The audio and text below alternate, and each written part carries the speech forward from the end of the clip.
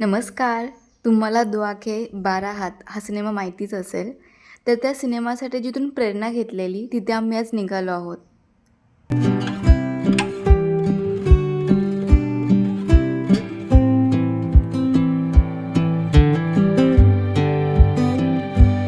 स्वतंत्रपूर सांगली जिल्ह्यातील आटपाडी तालुक्यातील एक छोटंसं गाव. पण तुम्हाला माहिती आहे का या वसाहतीला स्वतंत्रपूर असं नाव का पडलं असावं?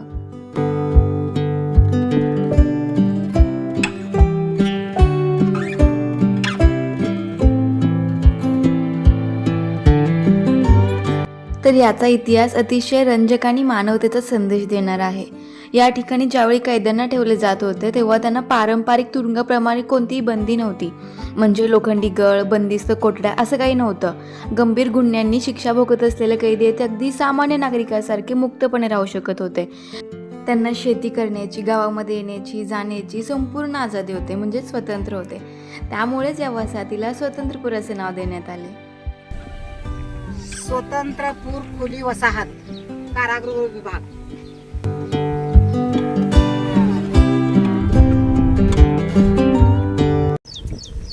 काका तुम्ही कुठं चाललाय? बंगल्यावर पण लावून बंगले हो का साहेबाचं साहेबांच्या? कुठं राहिलाय तुम्ही आता? हे स्वतः कैदी आहे मी. कैदी आहे का? तुम्हाला बाहेर फिरायला देतात का? हे खुली वसाहत आहे ना.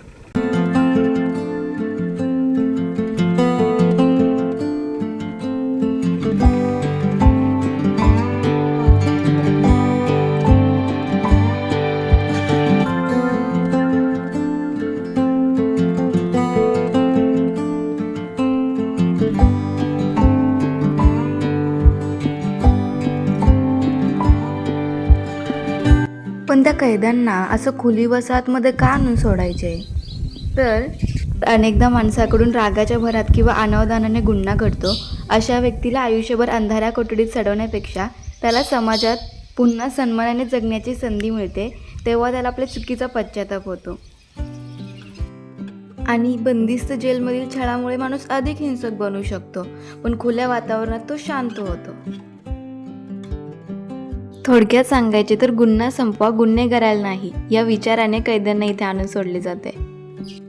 हे एक वैशिष्ट्य झालं खुल्या वसाहतीचं. आणि दुसरं वैशिष्ट्य म्हणजे की ज्या कैद्यांची जन्मपेटीची शिक्षा संपत आलेली असते त्यांना जर थेट समाजात सोडल्यास त्यांना जुळवून घेणे कठीण जाऊ शकते. अशा काही कारणास्तव शिक्षेची शेवटची काही वर्षे अशा खुल्या जेलमध्ये ठेवून त्यांना सामान्य जीवनाची सवय लावली जाते.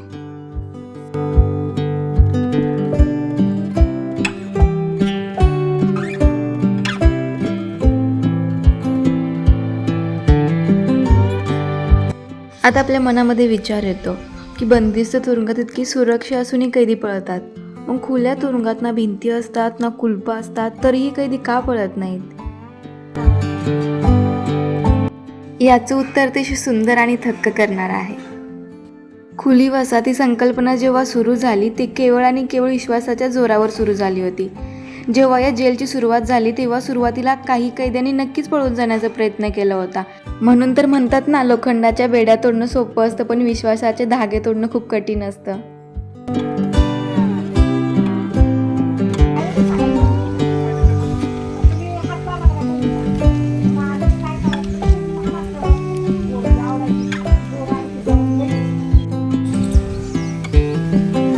जेव्हा जेव्हा कैद्यांच्या मनात पळून जाण्याचा विचार यायचा तेव्हा तेव्हा त्यांना त्यांच्या जेलरचा आणि प्रशासनाचा तो प्रामाणिक विश्वास आठवायचा.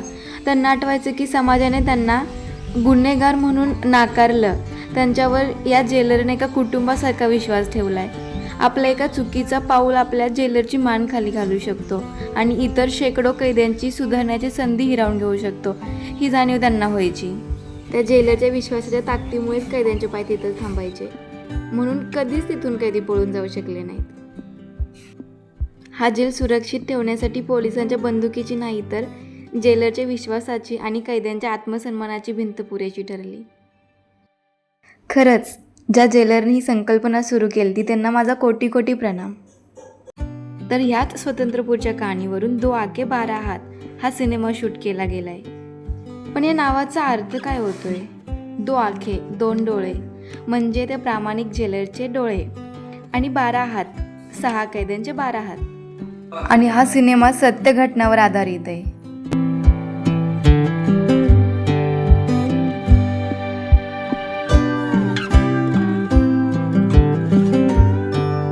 जेलरने 6 कैद्यांसाठी वरिष्ठांना मागणी केली की ते 6 कैदी माझ्या ताब्यात द्या तुम्ही, मी त्यांना माणसाच्या रूपामध्ये आणेल, त्यांना एक चांगला माणूस म्हणून घडवेल.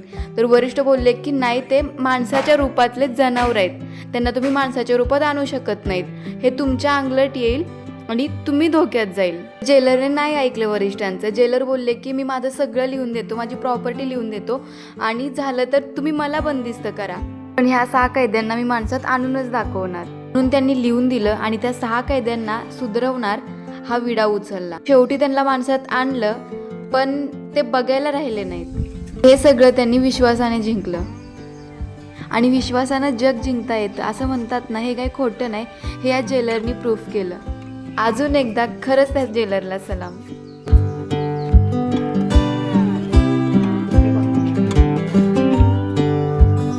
39ची लाकडा त्यांना काही सुद्धा झालं नाही बघ. पूर्वीची कशी लाकडं होती बघ, त्या टायमाची ही घर कैद्यांना बांधून दिलेली सरकारने.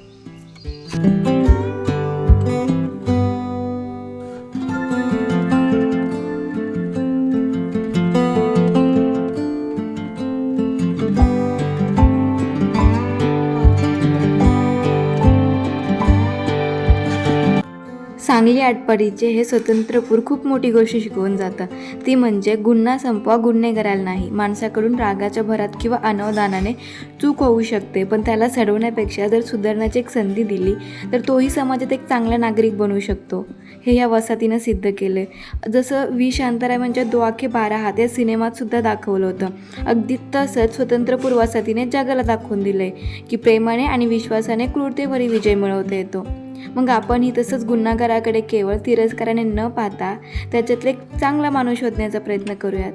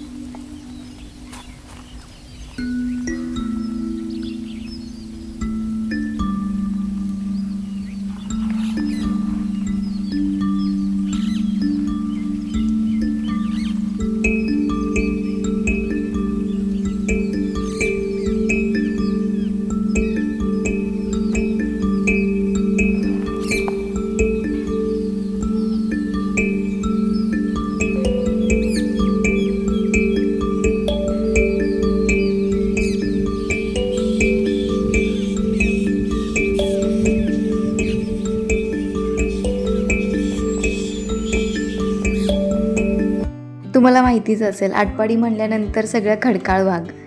तर हा सगळा खडकाळ भाग पूर्वी त्या कैद्यांनी किती नंदनवन बनवलं आहे बघा. आणि ही विहीर पण त्यांनी स्वतः हाताने बनवली आहे, त्या 6 कैद्यांनी आणि त्या एका जेलरनी.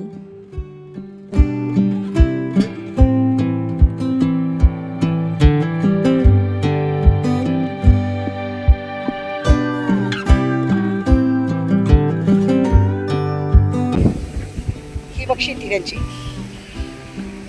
ही त्यांना खायला दिलेली पूर्ण शेती आहे बघ. आणि ही तर आमची पलीकडे शेती आहे. ज्या आजीच्या वडिलांची जमीन स्वतंत्रपूरलाच लागून होती, मग त्यांच्या शेतात जायला स्वतंत्रपूरवरूनच जावं लागत होतं. मग आजी आम्हाला सांगायची, कैदी असतात ते खुली वसाहतमध्ये राहतात, ते नियम नसतात, कोणती बंदी नसती. मग ते आम्हाला थोडं कुतूहल वाटायचं की ते कसं काय खुली वसाहतमध्ये राहू शकतात, पळून जात नाहीत का, कसं राहतात, काय करतात. तर आज हेच सगळं दाखवण्यासाठी ते आज मला इथे घेऊन आली आहे.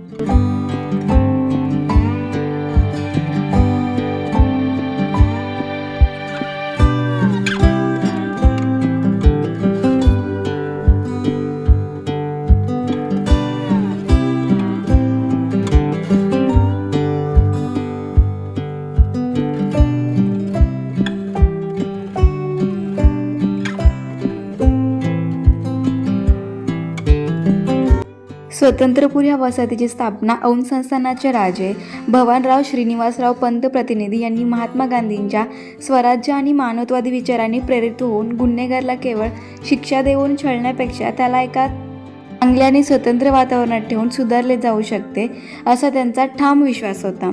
कैद्यांना आत्मसन्मानाने जगता यावे म्हणून त्यांनी 1939मध्ये या स्वतंत्र वसाहतीची स्थापना केली.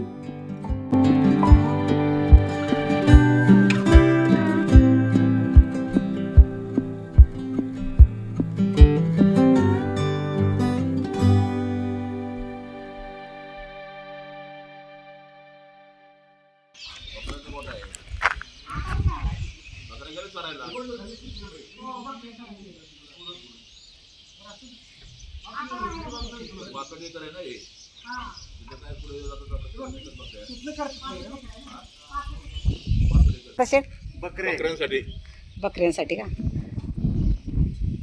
बघ माणसाला राहायला नाही पण बकऱ्यांसाठी सोय माणसानं एवढं बांधली नाही बिल्डिंग कायद्यांसाठी किती छान बांधलंय माणसाला खरोखर राहायला फ्लॅट आहे सरकार किती बाथरूम सर्वात आत किचन वाटा बेडरूम आहे. कायद्यांना ही त्यांची आत्ता बांधून दिलेली घरं आहेत. पहिली घरं पडली म्हणून ही त्यांनी नवीन घरं बांधून दिलेत.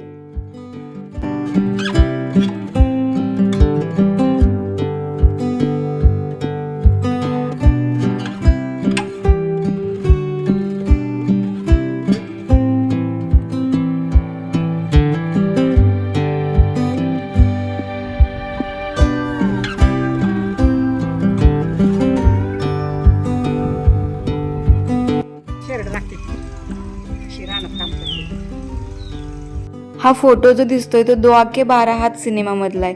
तर हे 5 कैदी पळून चाललेले का तर त्यांच्यातल्या एका कैद्याचे 2 मुलं त्याच्याजवळ आणून सोडलेली, त्यांना कोणी नव्हतं म्हणून घरी.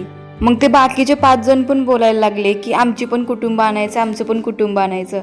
तर तशी परवानगी नव्हती. मग ते रागाने पळून चाललेले. मग पळून जाता जाता त्यांना एका मंदिरामध्ये मूर्ती दिसली आणि त्या मूर्तीच्या डोळ्यात त्यांच्या जेलरचे विश्वासू प्रामाणिक डोळे दिसले. मग ते तिथूनच रिटर्न आले आणि क्षमा मागून पुन्हा काम करायला लागले. म्हणून तर ही खुली वसाहत विश्वासाच्या जोरावर चालू आहे.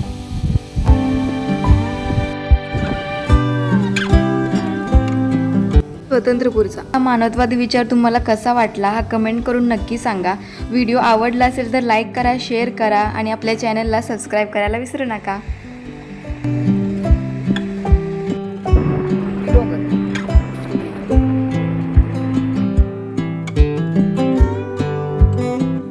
आली आपली गाडी. चला आता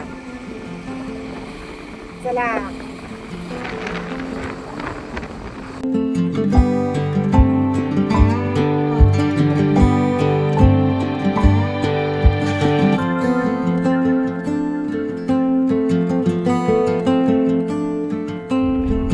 आता बैलही आहेत का तिथं? बैलही पहिल्यासारखी बैल नाही आता. नाही. मग कशावर शेती करता आता? ट्रॅक्टर ट्रॅक्टर आता तिकडे किती होता कारावासात? सर्व 22 वर्ष झाले. मग जन्मठेपेच काय शिक्षा मिळाली? फाशी शिक्षक फाशीची. आता तुम्ही किती आहे इथं कैदी? हा? आता किती जण आहे तुम्ही? आता 7 जण आहे. 7 आहे. बायका पूर्ण आहेत का आता? नाही बायका बरोबर कोणाचे याचे शेवट 2-3 वर्ष राहिले. हा 6 महिने 2-3 वर्ष अशा सिलेक्शन 14 वर्षानंतर होती. होते का? इकडे 14 वर्ष काटल्यानंतर नंतर इच्छासाठी सिलेक्शन होते. ते येण्यास तयार नसते बरेच लोक. इकडं लांब पडते ना भेटी गाठी. बरोबर.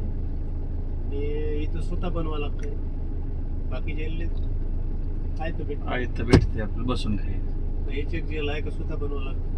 मग जेलमध्ये बी कारावास म्हणजे हे असेल ना तुमचं काय, तुम्हाला ती मेहनत करायला लावत असतील ना जेलमध्ये बी का नाही? तसं काय तसं काही नसते. विजेस भरला तर काम करा, विजेस नाही भरला तर कशाला काम करायचं. 20 वर्ष आता तुम्ही काढली त्याच्यात. 22 वर्ष झाले. तुम्हाला आता काय पैसे देतात का? आज काय नाही. 94 रुपये रोज मिळते. रोज 94 रुपये. हे तर गव्हर्नमेंटचं काम करायला लागत असेल ना काय तुम्हाला? बाईक पाण्यावर ड्युटी आहे ना. प्यायचं पाणी भरणे हा आणि फावल्या वेळात झाडाले पाणी देणे. आता शेतात काय पिकं केली ती? मका आहे, बाजरी मका. बाजरी मका आहे. तुम्ही इथे येऊन किती वर्ष? 3 वर्ष झाली का? हं? किती वर्ष झाली ती येऊन? 3 वर्ष. शेवटचे 2-3 वर्ष सोडतोय ती यांना. मंत्रालयातून इकडे सिलेक्शन होते. याचे डिपार्टमेंट पहिले सिलेक्शन करते सर्व जेलचं, त्याच्यातून फायनल लिस्ट मग राज्यपालकडे जाते. राज्यपालच्या आदेशाने इथं काही गडबड केली, कमी जास्त केलं तर मग वापस पाठवले बंद जेल. सुरुवात जो दबून राहील तो जेलमध्ये टिकत नाही ना. तर सुरुवातीला गेल्याबरोबर जुनी त्रास देते जेलमध्ये. जुनी आहेत ती. जुनी झाले ते त्रास देते. ती पिक्चर मध्ये होती ती खरं असते का? पाय दाबायला होती ती. हो ना, जुनी दाबायला लावते, जो दबला त्याला दाबायला लावते. पाणी आणायला होती ती, त्यांची कपडे धुवायला होती ती. मला दुसऱ्या दिवशी झाडू मार म्हणे. हा, झाडू मारायला आलो का मी? म्हणजे घाबरतोय त्याला ते सगळं काम करायला होती ती. घाबरते, आले का रडणं सुरू करते ना काही लोक. हं. आतमध्ये आले का वातावरण पाहिलं का रडणं सुरू करते, थरथर कापते ना. आपण कोणाला त्रास नाही दिला 20 वर्ष. हं. नवीन येणाराला पण नाही. नाही.